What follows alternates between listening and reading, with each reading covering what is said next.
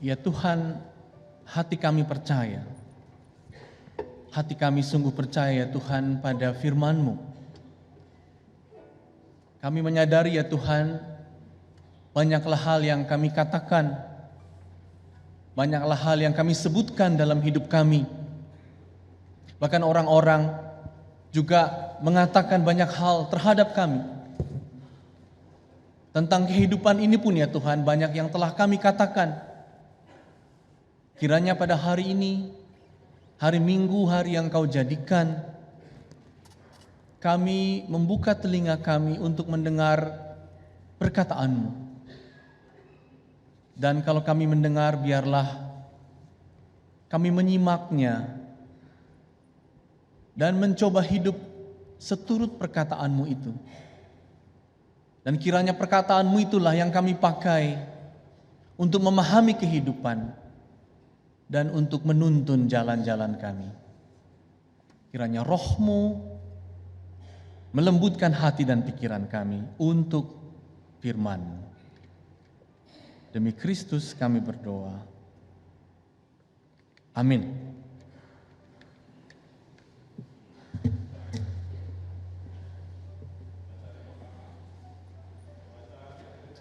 Kejadian 15 ayat 1 sampai 6.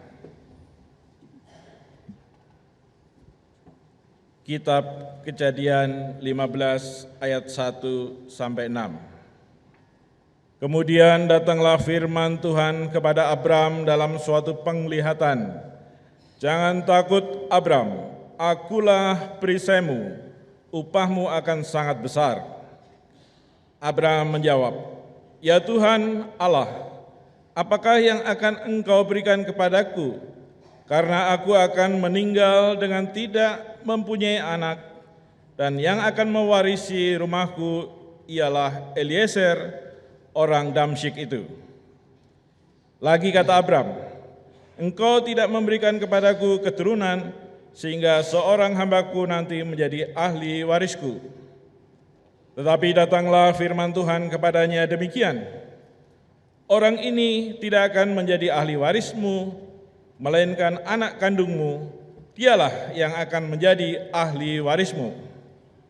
Lalu Tuhan membawa Abram keluar serta berfirman, coba lihat ke langit, hitunglah bintang-bintang, jika engkau dapat menghitungnya. Maka firman Tuhan kepadanya, demikianlah banyaknya nanti keturunanmu. Lalu percayalah Abram kepada Tuhan, maka Tuhan memperhitungkan hal itu kepadanya sebagai kebenaran. Demikianlah sabda Tuhan. Syukur kepada Allah.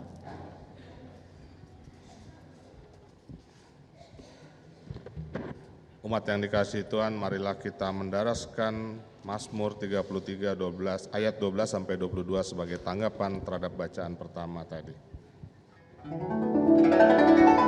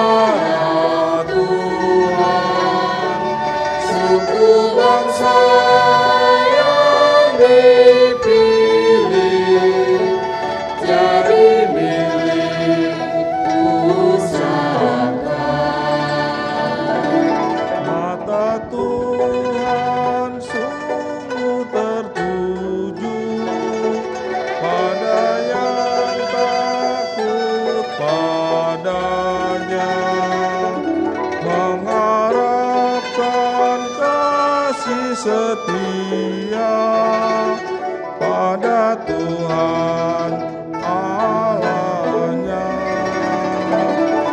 melepaskan jiwa mereka dari kuasa maut kejam dan menjaga hidup mereka pada masa kelaparannya. Berbahagia, wahai bangsa, yang Allahnya ialah Tuhan. Suku bangsa yang dipilih jadi milik pusaka. Jiwa kita menanti Tuhan, Sang Penolong dan Perisai. Karena Dia kita bersuka, nama Tuhan yang kudus. Kasih dan setiamu Tuhan, kiranya bersama kami, seperti kami sungguh berharap kepadamu, ya Tuhan. Berbahagia, wahai bangsa, yang Allahnya ialah Tuhan. Suku bangsa yang dipilih jadi milik pusaka.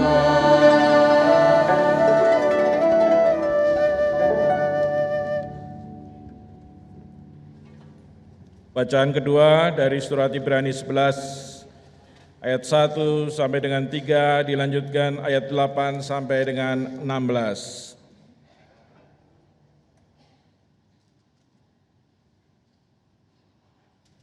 Ibrani 11 ayat 1 sampai dengan 3 dan ayat 8 sampai dengan 16.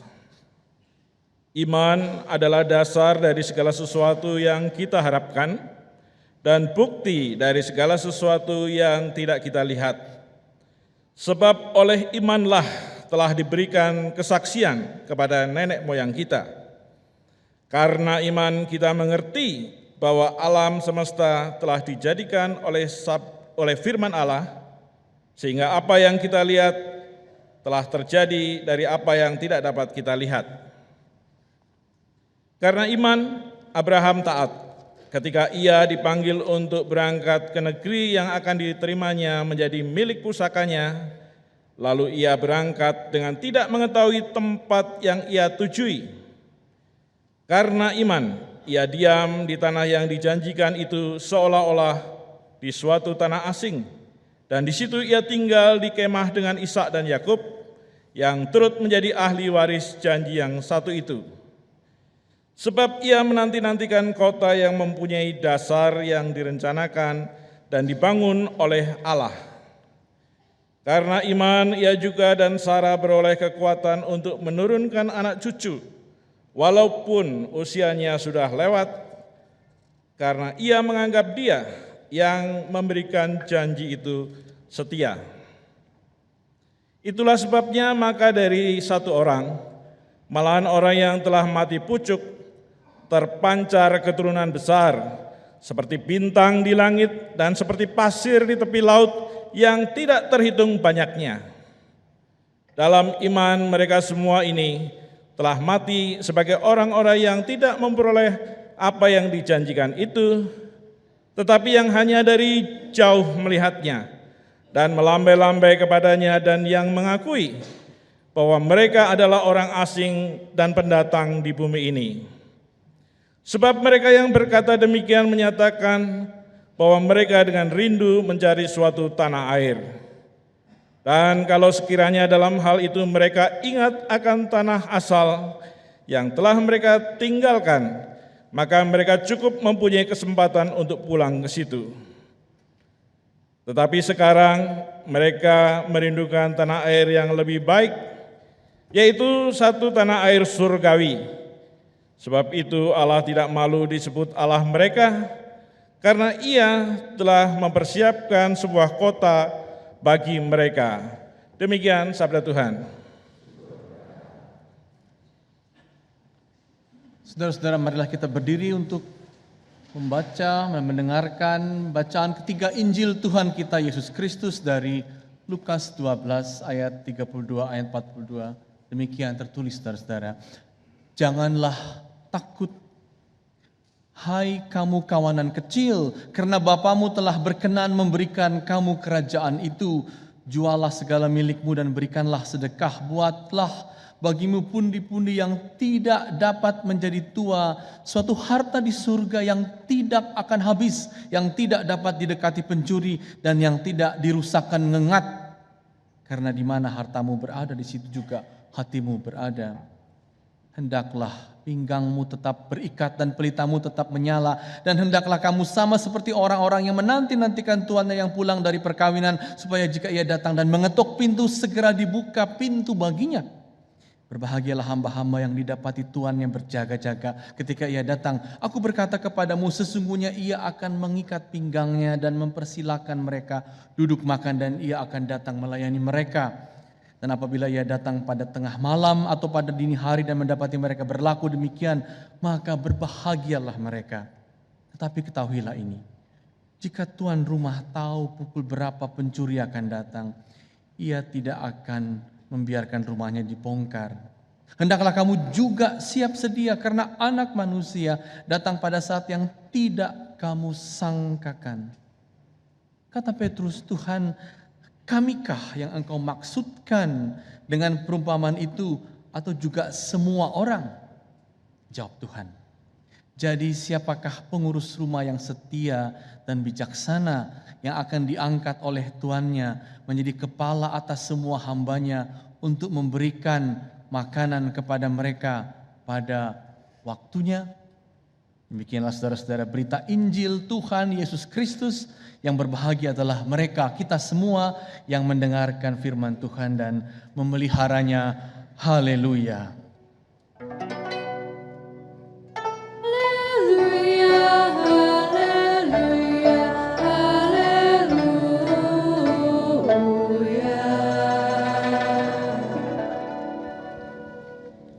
Silakan duduk, saudara-saudara. Tema kita ialah mengenai berani percaya pada kasih dan pemeliharaan Tuhan. Pada slide berikut, saudara-saudara, silakan. Kita akan melihat suatu percakapan yang baik juga kalau diberi judul percakapan iman. Ini hanyalah pantulan dari Kejadian 15 tadi, saudara-saudara. Di perjalanan, Tuhan kepada Abraham mulai dengan memberikan janjinya. Janji agar jangan takut, janji agar percaya pada upah yang akan diberikan kepada Abraham dalam perjalanan itu. Namun segera, saudara-saudara, di sebelah kanannya dan di bawah kalau saudara membaca Kejadian 15, segera kita tahu bahwa Abraham sepertinya tidak mendengarkan apa yang dijanjikan, malah dia mendengarkan dan menghitung apa yang terjadi di dalam hidupnya. Apa yang akan kau berikan, ya Tuhan, katanya. Seperti dia tidak mendengarkan janji tentang upah, malah dia bertanya balik, apa yang akan kau berikan? Ia ragu, bahkan setelah ragu ia terus memperdalam keadaan dirinya, terus berputar dalam keadaan dirinya, dan dia mengatakan bahwa lihat Tuhan, yang ada hanyalah anak angkat dari anak juru rumah Eliezer orang Dangsip itu, dialah yang akan menjadi ahli waris semuanya. Abraham berputar terus, merisaukan dirinya, saudara-saudara. Sehingga apa? Sehingga Tuhan pada ayat kelima membawa dia keluar Abraham, keluar dari rumahmu, keluar dari benakmu, keluar dari rasamu yang berputar.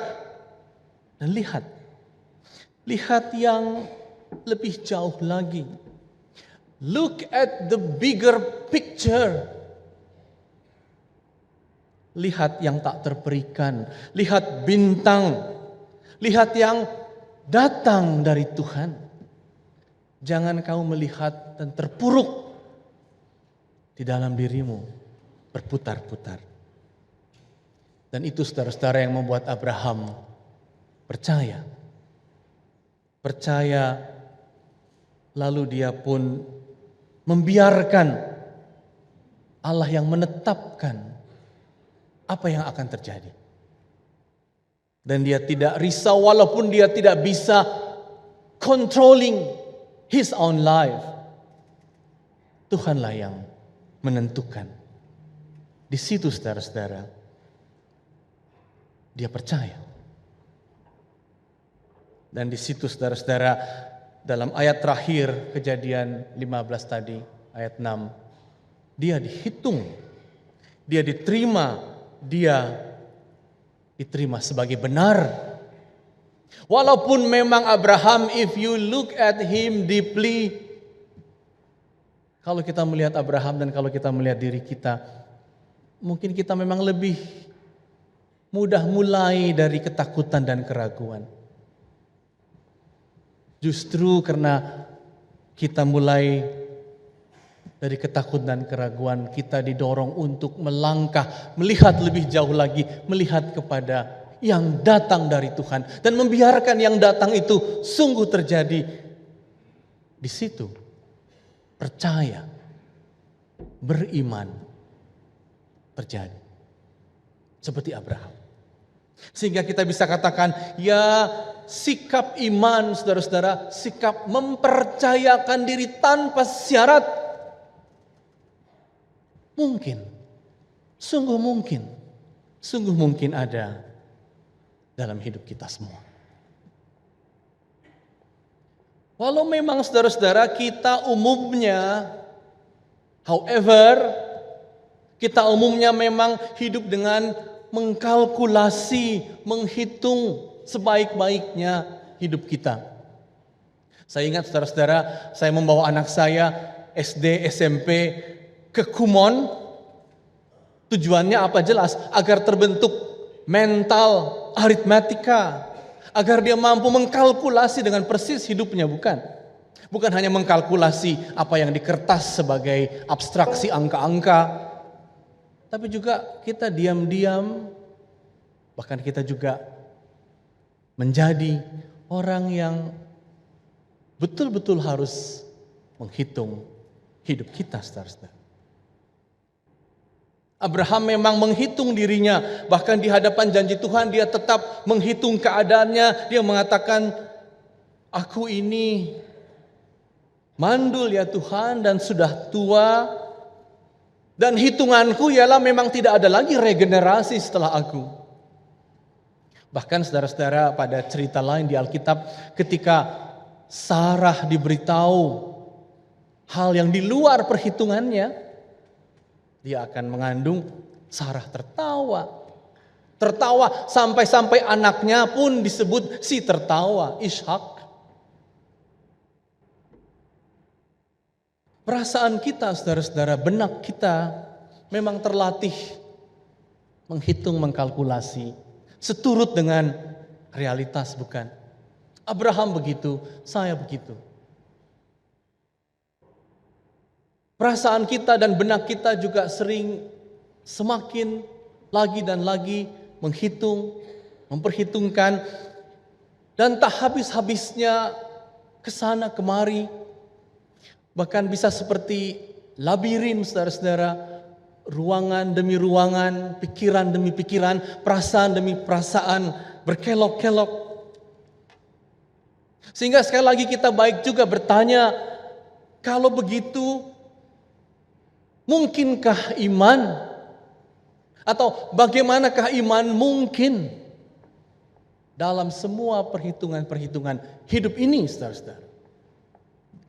Oh ya, saudara-saudara, kalaulah memang rasa dan nalar kita telah buntu,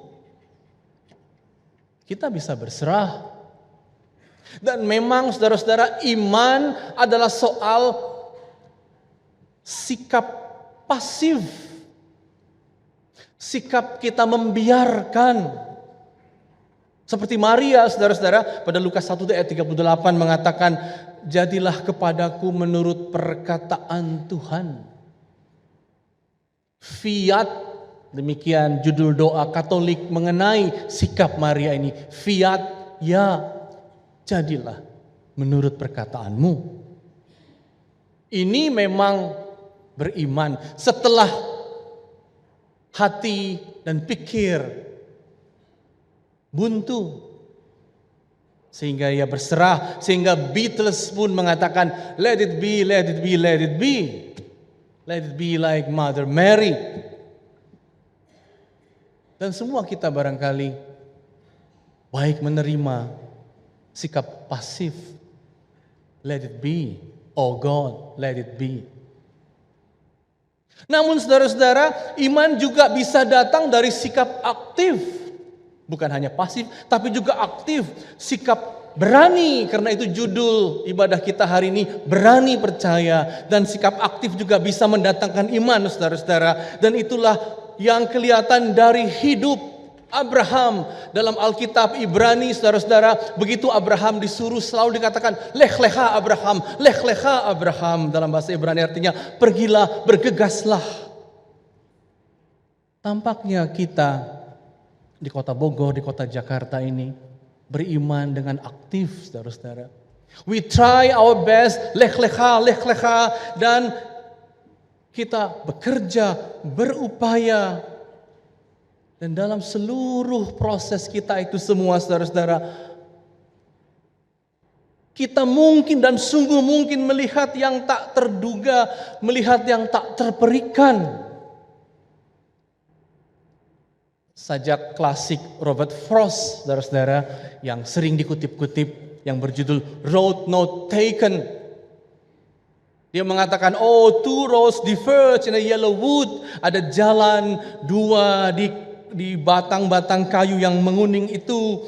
Dan sorry, katanya, I could not travel both. Aku tidak bisa menjalani kalau ada dua persimpangan tentunya. Kukira aku bisa lewat dulu, nanti yang satunya lagi aku lewati.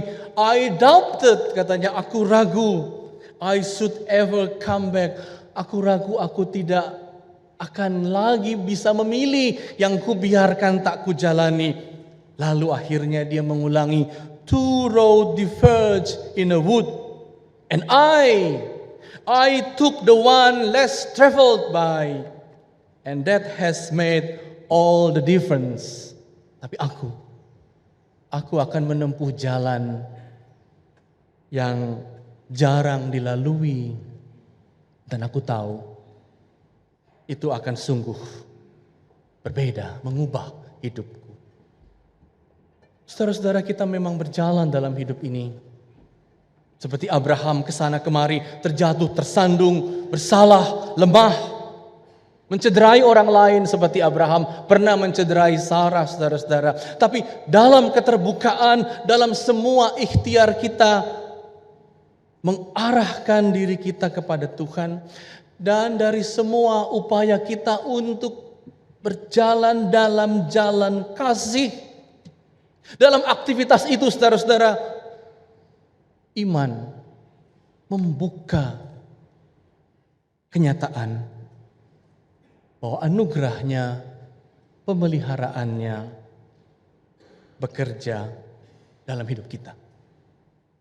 Iman memang bisa dan sungguh bisa ditemukan dalam jalan kasih yang kita upayakan, dalam hari-hari yang kita lewati, dalam ikhtiar menjadi orang Kristen, dan di dalam semua itulah, saudara-saudara, kita terbuka pada Tuhan.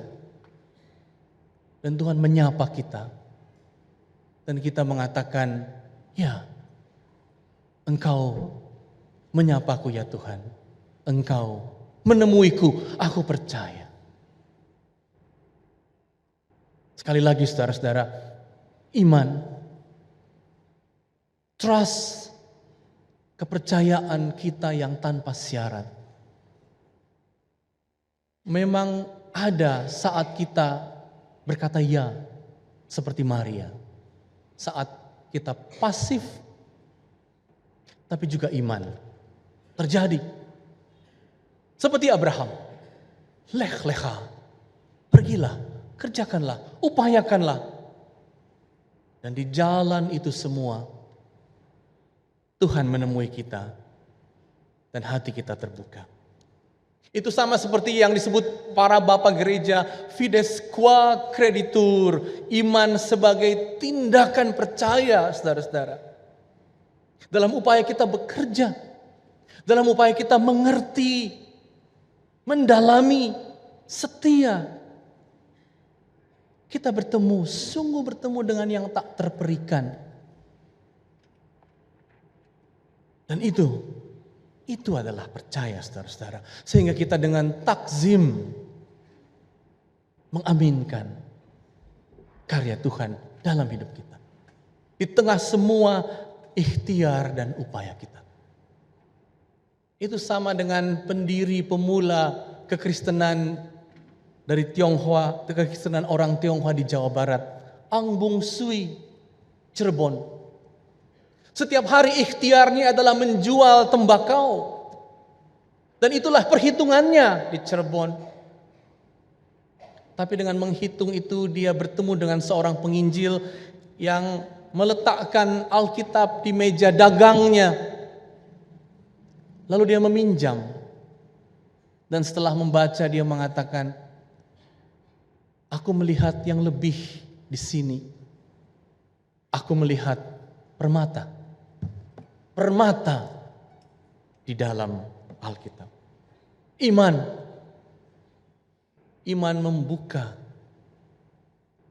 membuka suara Tuhan, pekerjaan Tuhan di tengah-tengah kehidupan kita. Dan saudara-saudara, kalau demikian maka seperti kata Ibrani 11 yang tadi dibacakan, bisalah kita memiliki dasar basis perspektif untuk meneruskan hidup, yaitu iman sendiri. Dengan kata lain, saudara-saudara, kalau kita mengatakan dasarku adalah iman, itu artinya apa? Itu artinya aku berkata ya, dan aku akan berani bertindak dalam kasih. Dan dengan berkata ya dan bertindak dalam kasih, demikianlah aku berdiri. Itulah iman sebagai dasar dalam Ibrani 11 ayat 1. Aku akan berdiri dengan ya kepada kasih-Mu ya Tuhan. Aku akan berdiri dengan jalan kasih seperti yang Kau minta. Demikianlah aku berdiri. Demikianlah kita percaya, saudara-saudara. Dan disitulah seperti kata Ibrani 11 ayat 8 tadi. Kalau kita mendasarkan hidup kita pada iman, kita akan menemukan pusaka. Seperti Abraham menemukan pusaka di negeri-negeri yang ia singgahi. Dan bukankah kita juga akhirnya mengatakan, kita ini sedang singgah sebenarnya. Namun dalam persinggahan itu, karena dasar kita adalah iman, karena dasar kita ialah berkata ya dan menjalani jalan kasih. Di negeri-negeri itu kita menemukan pusaka. Ibrani 11 ayat 8. Bahkan ayat 9 dikatakan, dan kita bisa diam. Dan kita bisa tinggal di situ. Tinggal dengan tentram. Dan ayat 12, malahan saudara-saudara, ayat 12, dengan iman itu kita pun bisa diberkati saat kita singgah di negeri itu, saat kita diam di tanah itu, diberkati dengan apa? Seperti Abraham. seperti orang Batak dan orang Cina, diberkati dengan keturunan, diberkati dengan persahabatan, diberkati dengan sukacita, diberkati dengan kecukupan demi kecukupan. Maka seperti bacaan Lukas tadi, janganlah kamu takut. Janganlah kamu takut untuk tinggal. Karena Allahmu adalah iman, karena Allahmu adalah ya kepada Tuhan, kasih sebagai jalan. Karena Allahmu itu janganlah kamu takut. Bahkan juga dikatakan janganlah kamu takut melepas. If you need to share and give away. Karena kamu diberikan, janganlah kamu melepas hartamu. Janganlah kamu mencekau, memegang dengan seerat-eratnya semuanya. Karena engkau singgah, engkau mengalaskan hidupmu pada ya. Janganlah kamu takut. Lebih lagi saudara-saudara, lebih lagi.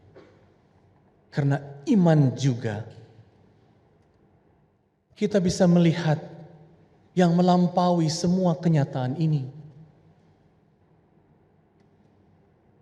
Yang melampaui semua yang kasat mata ini.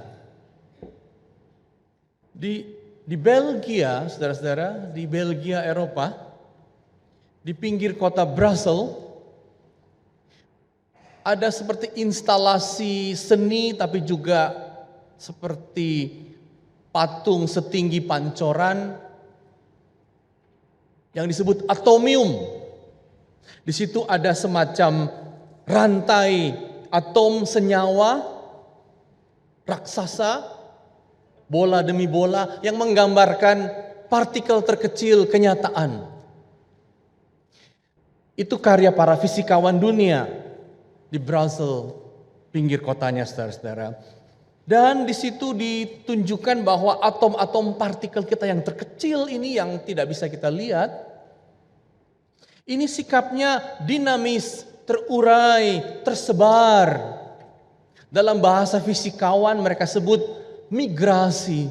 Jadi inti terdalam dari hidup kita yang tidak terlihat atom itu terurai dan bermigrasi. Aneh memang, tapi itulah kesimpulan para fisikawan. Dan ketika saya melihat di sana, maklumlah saya bukan fisikawan, saya teolog, pendeta. Saya melihat lukisan para fisikawan itu dan mengejutkan saya, saudara-saudara. Di salah satu dinding ditulis begini, "This may also a way to the divine." Perhitungan fisikawan memang hanya bisa mengatakan, oh yang terkecil dari semua partikel hidup kita, atom itu bersikap terurai dan migrasi. Tapi biarlah orang yang percaya melanjutkan yang bagi fisikawan disebut maybe, melanjutkan dengan mengatakan dengan lebih afirmatif, oh seperti ayat 16 tadi, semua sebenarnya merindukan tanah air yang lebih baik. Kalau fisikawan hanya mengatakan this may be led to the divine,